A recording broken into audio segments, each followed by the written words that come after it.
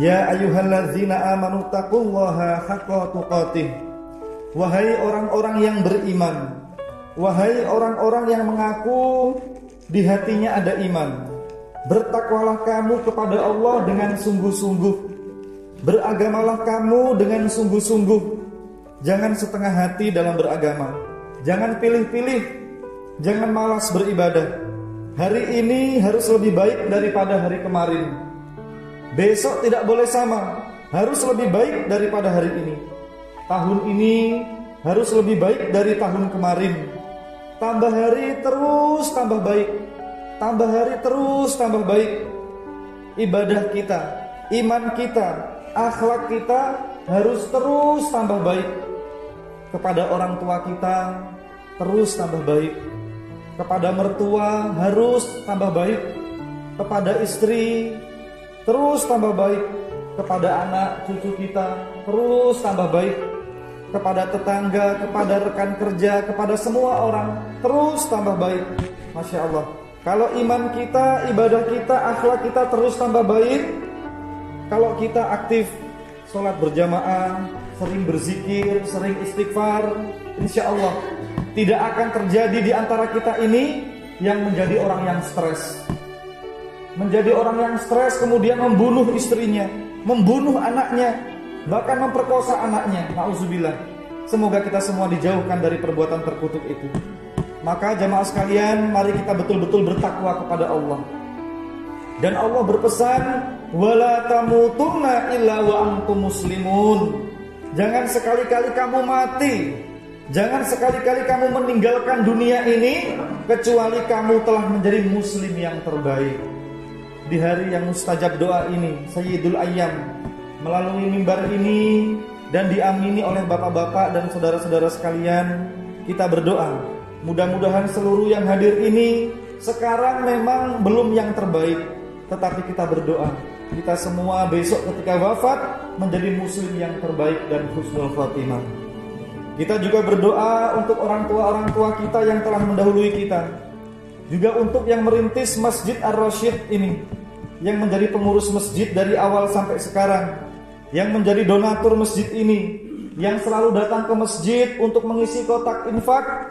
Mudah-mudahan diganti Allah dengan kesehatan dan kesembuhan, diganti Allah dengan rezeki yang melimpah, umur panjang dan berkah, serta anak cucu kita semua menjadi anak-anak yang solih dan solihah. Amin ya rabbal alamin.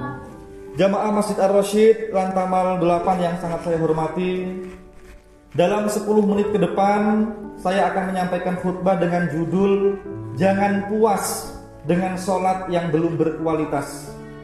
Jangan puas dengan sholat yang belum berkualitas. Topik ini saya pilih jamaah sekalian untuk persiapan kita mengenang turunnya perintah sholat pada bulan Rajab ini. Hadirin sekalian, izinkan saya menyampaikan kisah pendek tentang 2 orang yang ditunjuk Rasulullah sebagai pengawal perang. Hadirin, ketika Rasulullah dan pasukannya pulang dari perang Dzatur Riqa, Rasulullah istirahat sejenak dalam sebuah tenda. Dan yang ditunjuk untuk menjaga beliau adalah Abbad bin Bishr dan Ammar bin Yasir. 2 orang ini sepakat untuk menjaga secara bergantian. Jika yang satu istirahat, yang satu menjaga. Demikian juga sebaliknya. Giliran pertama yang jaga adalah Abbad, dan Ammar bin Yasir tidur. Ketika keadaan sudah diperkirakan aman, sahabat Nabi yang bernama Abbad tadi menyempatkan untuk sholat sambil menjaga Rasulullah SAW. Ketika Abbad berdiri untuk menunaikan sholat itu, tiba-tiba ada panah yang melesat. Ada panah yang melesat dan mengenai lengannya si Abbad tadi. Abbad tidak membatalkan sholat sekalipun darahnya keluar. Abbad melanjutkan sholat sambil menarik panah itu perlahan. Subhanallah. Ketika Abbad melanjutkan bacaan ayat-ayat berikutnya, panah melesat lagi dengan mengenai tempat yang sama, panah yang kedua. Tapi si Abbad tadi tidak menyerah. Dia terus melanjutkan sholat sambil menarik panah yang menancap untuk kedua kalinya. Sholat dilanjutkan dan panah yang ketiga meluncur lagi. Kita bisa membayangkan jamaah sekalian, Panah yang ketiga inilah yang paling berat, sehingga abad mulai tidak memiliki keseimbangan tubuhnya, dan dia segera dan cepat-cepat untuk ruku dan sujud. Ketika sujud, tangannya meraba temannya yang lagi tidur untuk memberitahu bahwa dia dalam keadaan yang sakit. Ammar bin Yasir terkejut bahwa darah sudah menetes dan terdengar suara rintihan. Ammar mengatakan, "Wahai saudaraku Abbad, kenapa engkau baru memberitahu sekarang? Kenapa tidak memberitahu ketika terkena panah pertama kali tadi?" Apa jawabnya jamaah sekalian?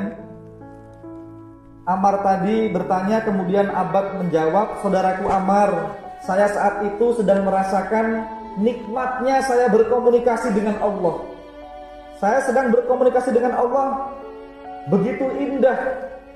Andaikan saya tidak mendapatkan tugas untuk mengawal Rasulullah, saya lebih baik mati dalam keadaan saya berasyik-asyik berkomunikasi dengan Allah di dalam sholat tersebut." Subhanallah. Hadirin sekalian, kisah yang pendek ini dimuat di dalam buku Rijal Haular Rasul karangan Khalid Muhammad Khalid. Dan kisah pendek ini memberikan paling tidak 2 pelajaran kepada kita semua jamaah sekalian. Yang pertama, jangan sekali-kali puas. Jangan sekali-kali puas dengan sholat kita yang selama ini kita kerjakan. Hendaknya kita ini setiap hari berpikir apa yang bisa kita tingkatkan agar sholat kita lebih berkualitas. Terserah caranya jamaah sekalian. Bisa dengan menghayati setiap doa, setiap gerakan dalam sholat. Bisa juga merenungkan ayat-ayat yang kita baca. Setiap hari harus ada peningkatan ibadah kita jamaah sekalian. Jangan sampai kita ini sholat seperti yang disindir oleh Allah di dalam surat An-Nisa ayat 43. Ya ayyuhalladzina amanu la taqrabus sholat wa antum sukara hatta ta'lamu ma taqulun. Wahai orang-orang yang beriman, janganlah kamu mendekati sholat sedangkan kamu dalam keadaan mabuk, sampai kamu mengerti apa yang kamu ucapkan. Sekalipun ayat ini turun jamaah sekalian ketika saat itu belum diharamkan meminum yang memabukkan, tetapi ayat ini sebenarnya sindiran untuk orang yang sholat sedangkan dia tidak bisa menghayati apa yang dia baca. Setiap doa dalam sholat, setiap gerakan dalam sholat tidak bisa dia hayati. Orang seperti itu jamaah sekalian sama saja dengan orang yang sedang dalam keadaan mabuk, karena orang mabuk itu tidak mengerti apa yang dia baca. Hadirin sekalian yang sangat saya hormati, ibadah di dalam agama Islam itu banyak, tetapi kita harus sadar bahwa ibadah yang tertinggi, ra'sul ibadah, ibadah yang tertinggi yang sangat menentukan siapa kita di hadapan Allah itu adalah sholat kita. Jadi sholat kita ini ra'sul ibadah, puncaknya ibadah yang paling tinggi sholat. Kalau ada orang tidak punya tangan, kaki masih bisa hidup, tapi kalau ada orang tidak punya kepala berarti tidak bisa hidup. Maka sholat ini ibadah ra'sul, ibadah yang tertinggi. Di dalam surat Al-Ankabut ayat 45, dan ayat inilah yang hampir setiap khotib menutup khutbahnya dengan ayat ini. Allah berfirman, wala zikrullahi akbar wallahu ya'lamu ma tasna'un. Ketahuilah, ingat Allah pada saat sholat itu, itulah peristiwa yang terdahsyat, dan Allah tahu apapun yang kamu kerjakan. Sekali lagi jamaah sekalian, sebentar lagi kita akan memperingati turunnya perintah sholat. Saatnya kita berpikir dan jangan sekali-kali puas dengan sholat yang belum berkualitas. Andaikan kita semua masih ada kesempatan hidup 10 tahun, 20 tahun, atau 30 tahun lagi, dan setiap hari kita semua mempelajari sholat sampai menjelang wafat kita, ketahuilah jamaah sekalian, kita belum bisa menyelesaikan atau bisa menyelesaikan makna kandungan sholat. Karena begitu dalamnya lautan makna di dalam sholat itu. Semoga kita semua yang hadir ini bisa meningkatkan kualitas sholat kita. Pelajaran yang kedua jamaah sekalian, tadi dikatakan, andaikan saya tidak mendapatkan tugas dari Rasulullah, saya akan terus melaksanakan sholat dan saya mati saat itu. Ini artinya jamaah sekalian, kita diajari tentang keseimbangan. Sholat itu adalah perintah yang menyangkut Allah. Sedangkan menjaga Rasulullah itu adalah hal-hal yang terkait dengan tugas-tugas kemanusiaan. Maka kita diperintahkan untuk beragama dengan seimbang. Uruslah masyarakat. Kita selesaikan tugas-tugas negara yang mulia, tetapi jangan lupa mengurus diri sendiri dan keluarga kita. Kita harus hidup yang seimbang. Silahkan urus diri sendiri dan keluarga, tapi jangan coba-coba melupakan dan tidak mengerti tanggung jawab sosial di masyarakat kita. Kita harus hidup yang seimbang jamaah sekalian, antara menjaga kualitas kerja dan kualitas sholat kita. Kita harus hidup yang seimbang antara khauf, rasa takut akan siksa Allah, waraja, dan mengharap rahmat Allah. Kita harus hidup yang seimbang antara kerja dan istirahat kita. Kita harus hidup yang seimbang, kapan kita sibuk di luar dan kapan saatnya kita duduk santai bersama istri dan anak-anak kita. Sebab kasih sayang kepada keluarga itu jamaah sekalian, kasih sayang kepada keluarga itu tidak bisa digantikan dengan apapun. Kemudian kita juga harus hidup yang seimbang antara mengisi otak dengan mengisi hati. Kita harus hidup yang seimbang. Silahkan menambah ilmu yang banyak tentang kualitas kerja kita, profesi kita, tetapi jangan lupa kita juga belajar ilmu-ilmu agama, tentang sholat, tentang bersuci, tentang puasa. Kita harus tahu mana yang wajib, mana yang sunnah, mana yang halal, mana yang haram, dan lain-lain sebagainya. Seimbang antara ilmu dunia dan ilmu akhirat. Kita harus hidup yang seimbang antara makan dan olahraga kita. Jamaah sekalian, perhatikan, masalah rumah tangga, masalah kesehatan seringkali muncul karena kita tidak bisa hidup dalam keseimbangan. Keseimbangan itu dalam bahasa Arabnya adalah al-mizan. Maka sebagai penutup khutbah ini, saya sampaikan satu ayat dalam surat Ar-Rahman ayat 9. Wa aqimul wazna bil qisti wa la tukhsirul mizan. Tegakkanlah keseimbangan di dalam segala hal. Tegakkanlah keseimbangan di dalam segala hal. Wala tukhsirul mizan, dan jangan sekali-kali mengurangi keseimbangan. Sekali lagi, inilah khutbah yang saya sampaikan. Yang pertama, jangan puas dengan sholat yang belum berkualitas. Jadikan setiap hari kita adalah sholat yang kita tingkatkan kualitasnya. Dan yang kedua, jagalah keseimbangan dalam hidup dan dalam beragama. Aqulu qouli hadza wastaghfirullaha li wa lakum wastaghfiruhu innahu huwal ghafurur rahim. Allahumma shalli ala sayyidina Muhammadin wa ala alihi wa sahbihi ajma'in walhamdulillahi rabbil alamin. Allahumma ighfir lil muslimina wal muslimat wal mu'minina wal mu'minat al ahya'i minhum wal amwat.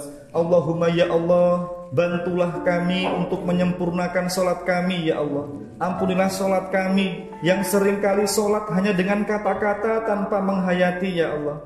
Allahumma ya Allah, bantulah jamaah masjid ini untuk selalu ingat kepadamu dan jadikan yang hadir di sini dan keluarganya tidak mengeluh, tidak berburuk sangka kepadamu, selalu senang, selalu ikhlas, ridho apapun takdirmu. Allahumma ya Allah, tambahkan keimanan dan akhlak kepada kami, karena itulah kekayaan kami yang paling mahal yang kami miliki. Berikan kami ya Allah kekuatan dan bimbingan untuk menjalani kehidupan ini, karena ini waktu yang memang harus kami lalui. Perjalanan kami untuk membesarkan anak-anak kami masih panjang ya Allah. Berikan kami kekuatan, berikan kami rezeki dan umur yang panjang ya Allah, yang berkah. Allahumma ya Allah, selamatkanlah perjalanan kami menuju akhirat, karena itulah sesuatu yang pasti dan abadi. Terima kasih wahai Allah, Engkau menghidupkan kami selama setahun yang lalu, bahkan lebih sampai hari ini. Kami memohon maaf ya Allah, mohon ampun kepadamu bahwa selama sekian bulan itu masih banyak hal-hal yang Engkau larang yang kami kerjakan. Allahumma ya Allah, jadikan bertambahnya umur kami, bertambah pula keimanan, akhlak dan kesejahteraan kami. Rabbana atina fid dunya hasanah wa fil akhirati hasanah wa qina azabannar walhamdulillahi rabbil alamin. Ibadallah, innallaha ya'muru bil adli wal ihsan wa ita'i dzil qurba wa yanha 'anil fahsya'i wal munkar wal baghi ya'izukum la'allakum tadhakkarun wa la dzikrullahi akbar wallahu ya'lamu ma tasna'un.